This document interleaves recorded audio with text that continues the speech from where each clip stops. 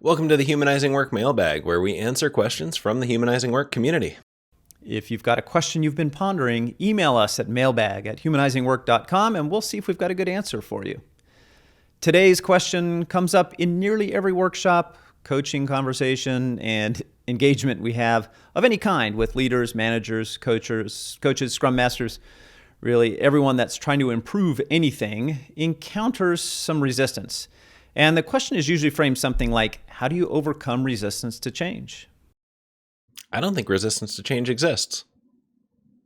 People don't resist change, they resist particular changes. And they do it for reasons that make sense to them. Some people just come up with reasons faster or more comprehensively. This reminds me of something that Dan Heath talks about in his book, Switch, which he co-authored with his brother Chip.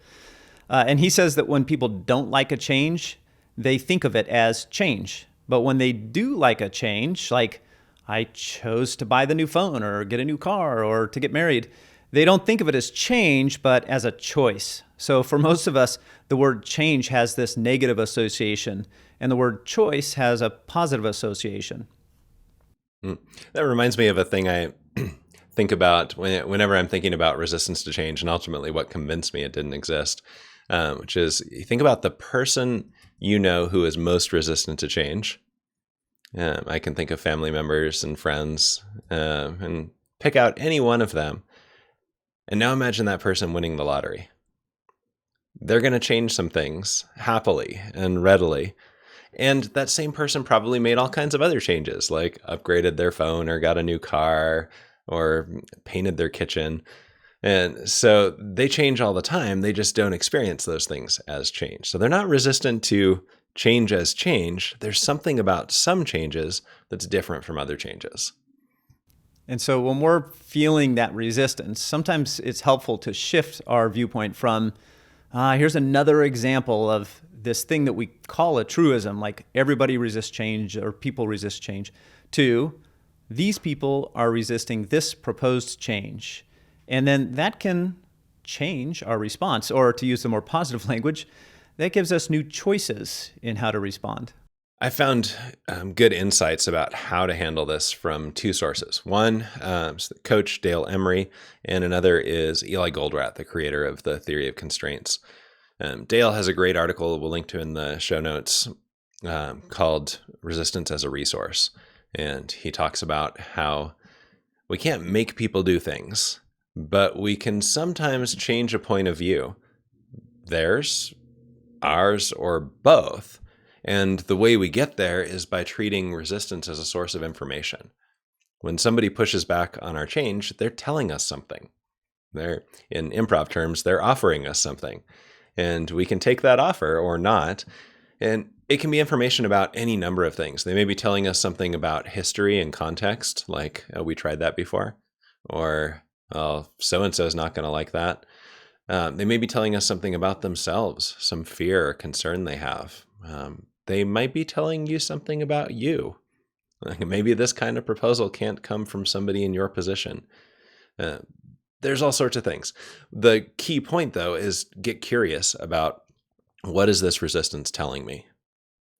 Now, to help answer that question, we got a nice tool from Eli Goldratt, who talks about layers or levels of resistance. And over the years, he shared several different formulations of it. The one that we find most useful is 5 levels, or 5 layers. At the bottom level, we have disagreement about the nature or extent of the problem. Like sometimes the resistance you're getting is people don't believe there's a problem or don't think the problem is serious enough to change, or opportunity to change is big enough. So these are things like, it's fine, we don't need to deal with it. That's not an issue. Things are great as they are. If it ain't broke, don't fix it. All those kinds of statements of resistance you might get. They're not exactly resisting change. They're telling you there doesn't seem to be enough of a reason to make this change. So maybe learn what they see and share with them what you see and see if you can get aligned. And the levels of resistance become levels of agreement, by the way. Level 2, disagreement about the effectiveness of the solution. This is resistance along the lines of, yeah, there's a problem, but your solution won't fix it. We actually don't get a lot of level 2 resistance because your solution is probably the best conceived part of your whole proposal.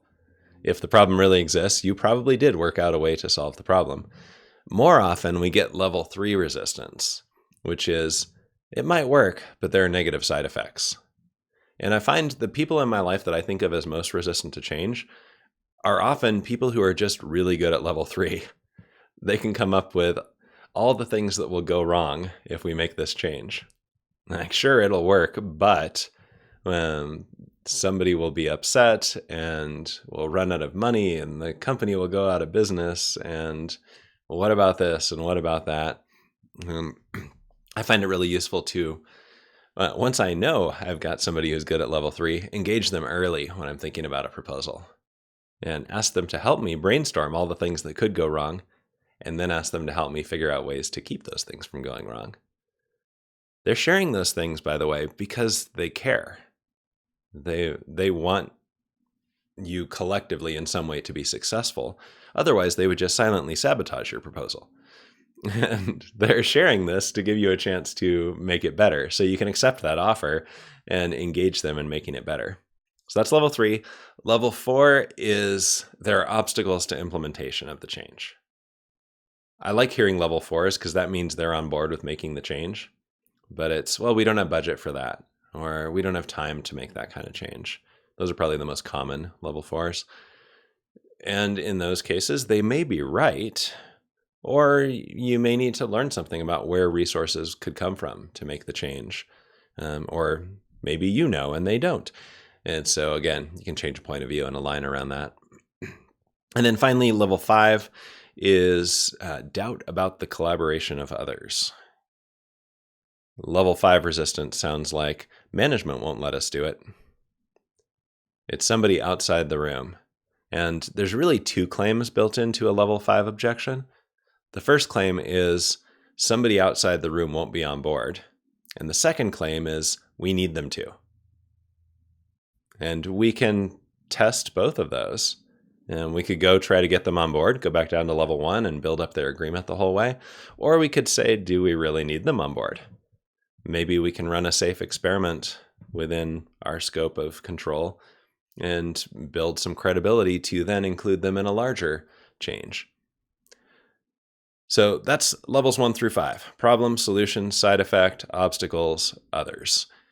And having those levels or layers of resistance in mind helps me when I'm getting curious about the resistance that's coming at me to say, what am I hearing here? And how can I respond to it at the correct level so that I'm having the same conversation with somebody that they're trying to have with me instead of talking past them, where they say, there's no problem. And I reply with, but my solution to that non-problem is great.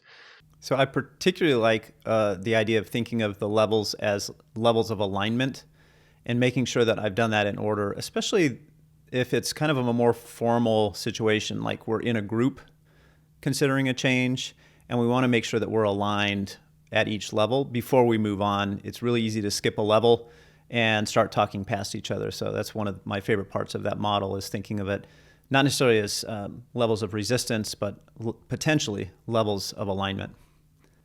Did you find this answer helpful? Would you give a different answer? If so, let us know in the comments. And like and share the video if you found it useful, and be sure to hit subscribe so you get notified when we post new videos like this one.